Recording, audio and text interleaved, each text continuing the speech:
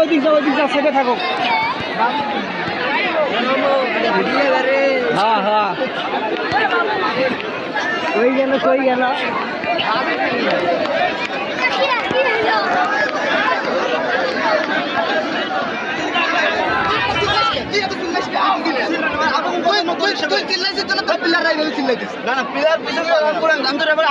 খেলার অংশ, ওটা তো খেলার অংশ, ওটা তো হইতেই পারে।